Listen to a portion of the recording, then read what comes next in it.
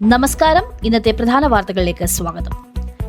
PR കിട്ടാൻ 10 വർഷം, ചോദ്യങ്ങളുമായി MP-മാർ പാർലമെന്റിൽ. ഉത്തരം അപൂർണം. ബ്രിട്ടനിൽ സ്ഥിരതാമസത്തിന് അർഹത ലഭിക്കുന്ന indefinite leave to remain ILR ലഭിക്കുന്നതിനും ബ്രിട്ടീഷ് പൗരത്വം ലഭിക്കുന്നതിനും യോഗ്യത നേടാനുള്ള കാലയളവ് വർദ്ധിപ്പിച്ച നടപടിയെ ഇന്നലെ ജനപ്രതിനിധി സഭയിൽ 2 MP-മാർ ചോദ്യം ചെയ്തു. എഴുതി നൽകിയ ചോദ്യങ്ങളായാണ് അവർ അത് ഉന്നയിച്ചത്. ഇക്കഴിഞ്ഞ മെയ് 12 ഇറക്കിയ ധവളപത്രത്തിലാണ് യോഗ്യതാ കാലാവധി നീട്ടുന്ന കാര്യം സർക്കാർ അറിയിച്ചത്. ഷെഫീൽഡ് ഹലാമിൽ നിന്നുള്ള ലേബർ MP ആയ ഒലീവിയ ബ്ലേക്ക്, വീൽചെസ്റ്ററിൽ നിന്നുള്ള liberal democrat MP doctor Danny Chambers എന്നിവരാണ് ഇക്കാര്യം സഭയിൽ അറിയിച്ചത്. നേരത്തെ 5 വർഷം ബ്രിട്ടനിൽ താമസിച്ചാൽ ILR-നോ ബ്രിട്ടീഷ് പൗരത്വത്തിനോ അപേക്ഷിക്കാമായിരുന്നു. എന്നാൽ ഇപ്പോൾ ഇത് 10 വർഷമാക്കുകയാണ്. ILR-നുള്ള കാലാവധി നീട്ടിയത് പുതിയ വിസയുള്ളവരെ മാത്രമേ ബാധിക്കുകയുള്ളൂ എന്നായിരുന്നു ചേംബേഴ്സൺ ചോദിച്ചത്.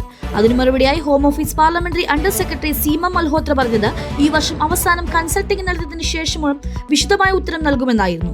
നിലവിൽ ബ്രിട്ടനിലുള്ളവരെയും ഇത് ബാധിക്കുമോ എന്ന ഒലീവിയ ബേക്കറിന്റെ ചോദ്യത്തിന് സമാനമായ മറുപടിയാണ് ലഭിച്ചത്. ഹോം സെക്രട്ടറി യുവൈറ്റ് കൂപ്പറും ഇക്കാര്യത്തിൽ വ്യക്തത വരുത്തിയിട്ടില്ല. Plan be ready. PR പേടിയിൽ നഴ്സുമാർ നാടുവിട്ടാൽ സർക്കാർ മറുപടി തേടുമെന്ന സൂചന. കഴിഞ്ഞ വർഷം ബ്രിട്ടൻ ഉപേക്ഷിച്ചത് 12,400 നഴ്സുമാർ. നഴ്സുമാരുടെ കൊഴിഞ്ഞുപോക്ക് പ്രതിസന്ധിയാവില്ലെന്ന സൂചന.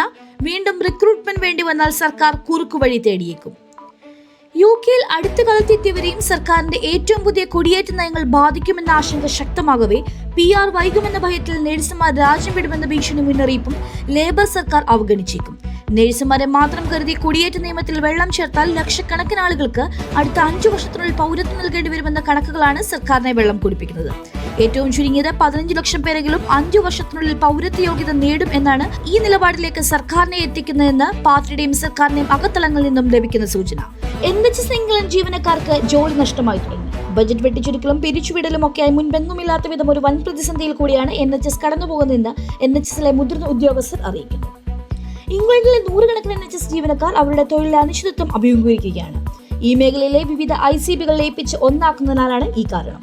ICB-കൾ അവരുടെ പ്രവർത്തന ചെലവുകൾ പകുതിയായി കുറയ്ക്കണമെന്ന് ഇക്കഴിഞ്ഞ മാർച്ചിലായിരുന്നു സർക്കാർ ആവശ്യപ്പെട്ടത്. കാര്യക്ഷമതയില്ലാത്തത് പരിഹരിക്കാനും NHS-ന്റെ ഉൽപാദനക്ഷമത വർദ്ധിപ്പിക്കാനുമായിരുന്നു ഇത്. സ്പോക്ക് ആൻഡ് ഈസെക്സ് ICB-ക്ക് അടുത്ത ഡിസംബർ മുതൽ 17 മില്യൺ പൗണ്ട് കുറവാണ് ബജറ്റിൽ ഉണ്ടാവുക. ഈ മേഖലയിലെ 6 ICB-കളിലായി ഏകദേശം 3200-ഓളം ജീവനക്കാർ ജോലി ചെയ്യുന്നുണ്ടെന്നാണ് റിപ്പോർട്ട്. ഇന്നത്തെ കാലാവസ്ഥ. തണുപ്പ് തുടങ്ങിയതിനു ശേഷം അല്പം വെയിലിന് സാധ്യത. മിക്കവാറും വരണ്ട കാലാവസ്ഥ അനുഭവപ്പെടാനാണ് സാധ്യത.